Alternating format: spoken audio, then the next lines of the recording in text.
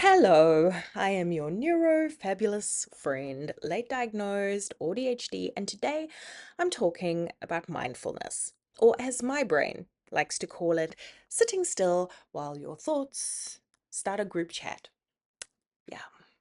So if you've ever tried meditation and thought, this is making it a lot louder, not calmer, you are very much in the right place at the minute.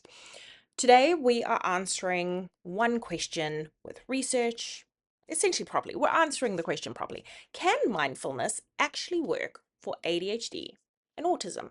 Or is it just another well-meaning system that makes neurodivergent people feel like they are failing?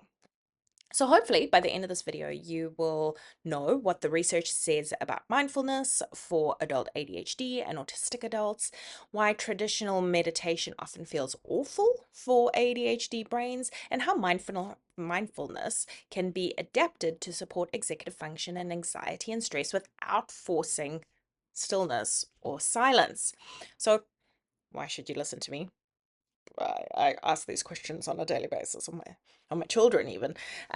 Alongside my lived experience as a late diagnosed autistic and ADHD woman, I work in leadership and safety and psychological well-being, and I am deeply research driven. It's my autistic side that comes out in the research. I have also done things like a 7-day silent meditation retreat in Thailand, which sounds very Zen, but turned out to be one of the most informative neurodivergent experiments of my existence.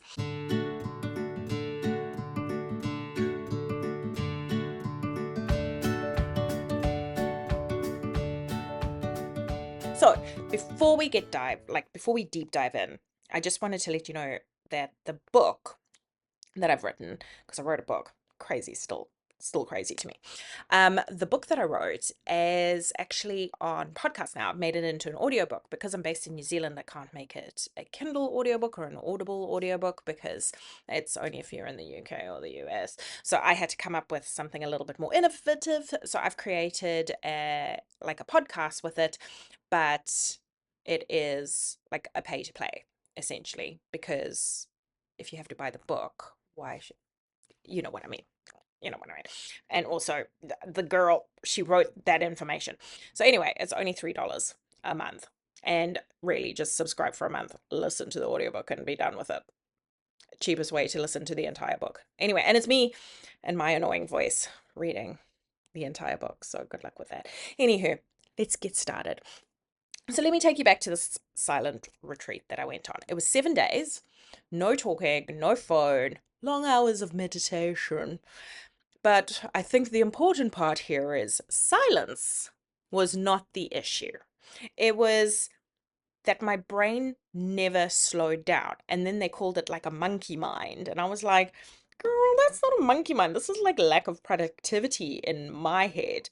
So the more I was still and the more I was quiet, the faster my brain became. It was like, oh, and I've got this other thing I need to do, and I've got this other thing I need to do. And here's like 47 things on my to-do list that I must do all these things.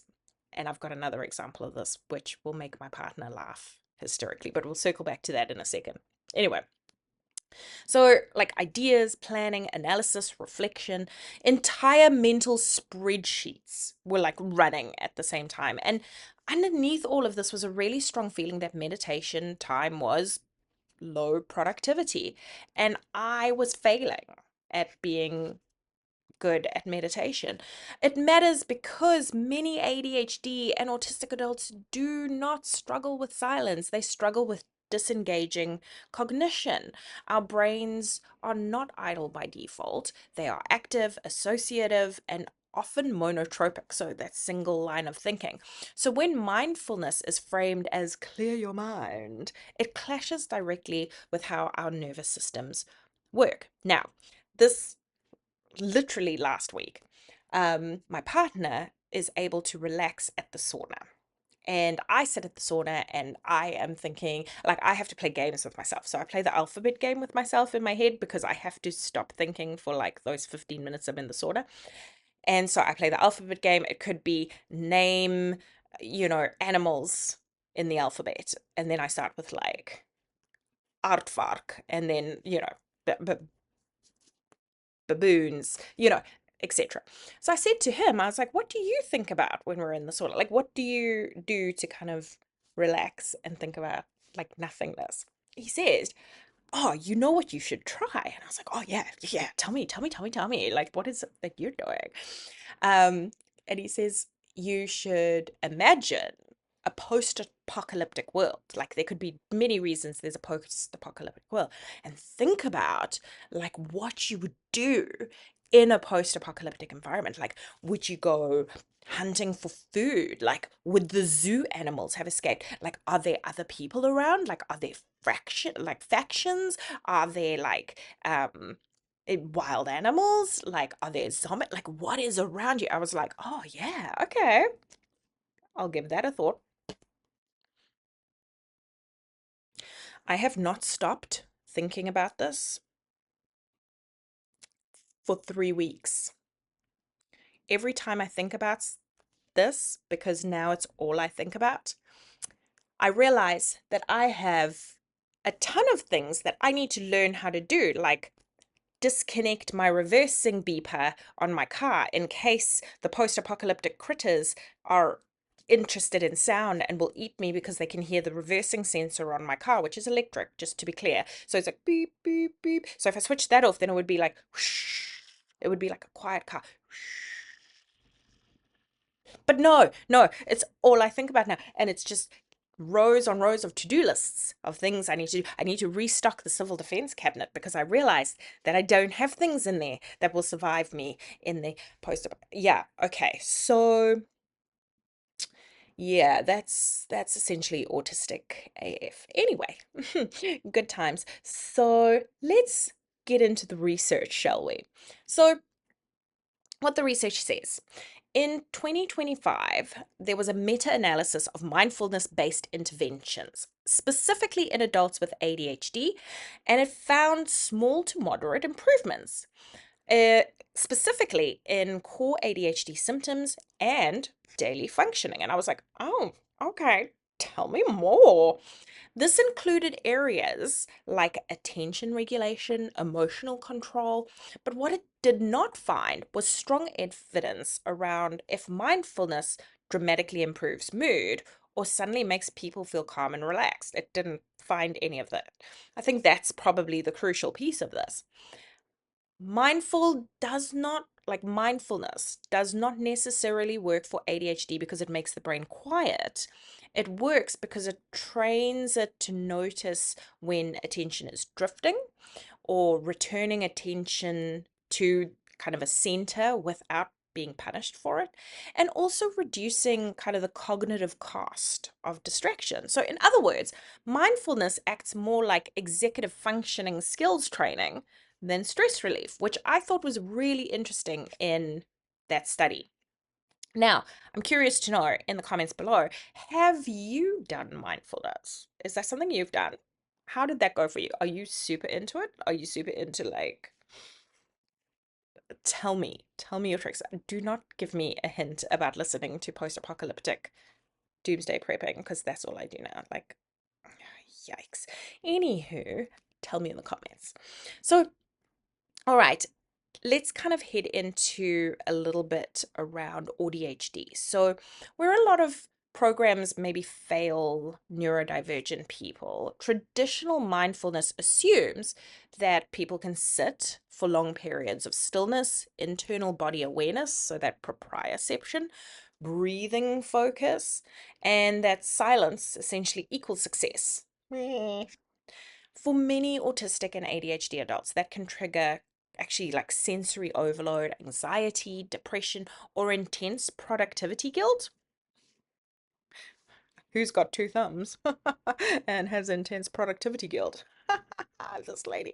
So when people say that mindfulness made things worse, that isn't necessarily them saying, oh, I can't do mindfulness because it's, woofy woofy. No, it's feedback around the fact that sometimes this doesn't work for neurodivergent people. So More recent research in autistic adult gives us some important clues about this. In 2025, a randomized control trial tested smartphone-based mindfulness program designed to be flexible, practical, and self-paced. Interesting. Tell us more, science. The research showed meaningful reductions in anxiety, perceived stress, and improvements in psychological well-being. Yay! But importantly, the goal was not to change the autistic traits. It was to support nervous system regulation.